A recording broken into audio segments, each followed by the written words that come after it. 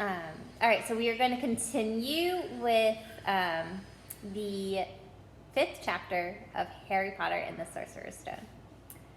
They were going even deeper now and gathering speed. The air became colder and colder as they hurtled round tight corners. They went rattling over an underground ravine, and Harry leant over the side to try and see what was down at the dark bottom, but Hagrid groaned and pulled him back by the scruff of his neck. Vault 713 had no keyhole. "Stand back," said Griphook importantly. He stroked the door gently with one of his long fingers, and it simply melted away. If anyone but a Gringotts goblin tried that, they'd be sucked through the door and trapped in there, said Griphook. "How often do you check if anybody's inside?" Harry asked. "About once every 10 years, said Griphook, in a rather nasty grin.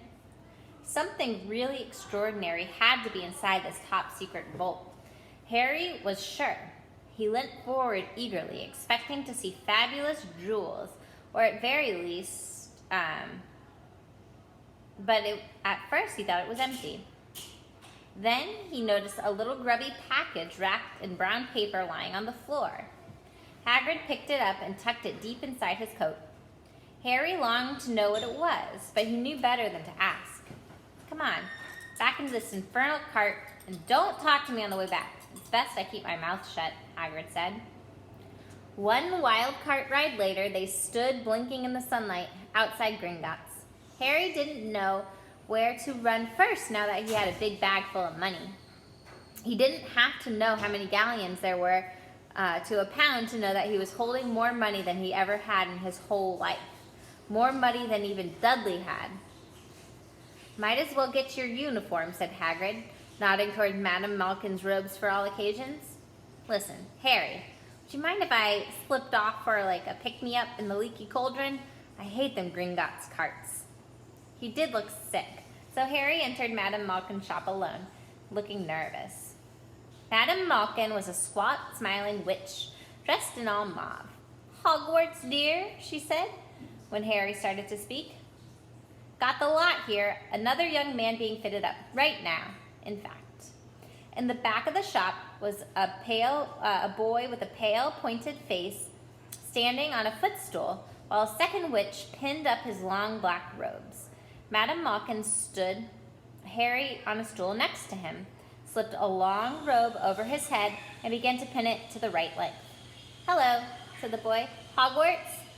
"Yes," said Harry. Here's the boy.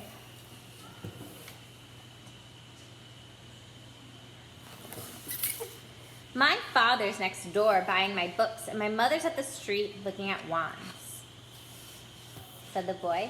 He had a bored, drawling voice. "Then I'm going to drag them off to look at racing rooms. I don't see why first years can't have their own. I think I'll bully father into getting me one, and I'll smuggle it in somehow." Harry was strongly reminded of Dudley. "Have you got your own broom?" said the boy. "No," said Harry. "Do you play Quidditch?" "No," said Harry, again wondering what on earth Quidditch could be. "I do. Father says it's a crime if I'm not picked to play for my house, and I must agree. Do you know what house you'll be in yet?" "No," said Harry, feeling more stupid by the minute. "Well, I guess nobody really knows until they get there, but I do. I know I'll be in Slytherin. All of our family has been. Imagine being in Hufflepuff. Ugh. I think I'd leave, wouldn't you?" Said Harry, wishing he could say something a bit more interesting. "I say, look at that man," said the boy suddenly, nodding towards the front window. Hagrid was standing there, grinning at Harry, pointing at the 2 large ice cream cones to show he could not come in. "Oh, that's Hagrid," said Harry, pleased to know something the boy didn't. "He works at Hogwarts." "Oh, I've heard of him. He's sort of a servant, isn't he?" "He's the gamekeeper," said Harry. He was liking the boy less and less every second.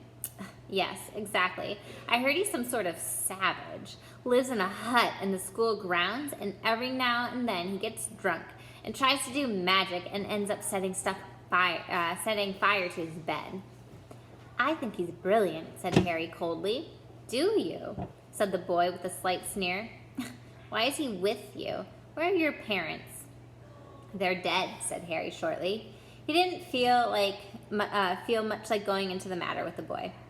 Oh, sorry, said the other, not sounding sorry at all. But they were our kind, weren't they?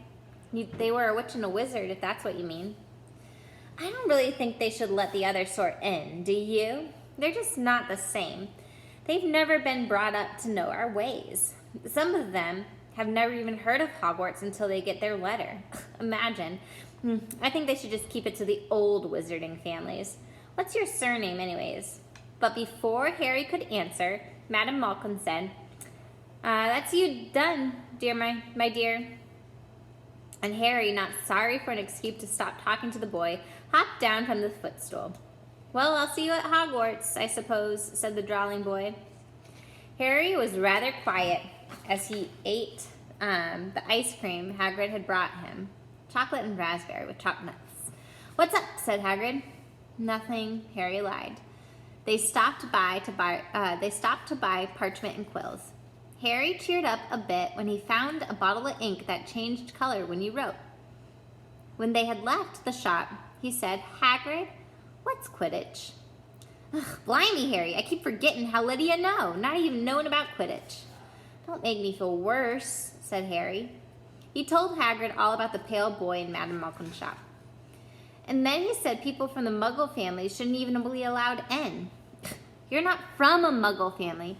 If he had known who you were, he's grown up knowing your name if his parents were wizard and folk.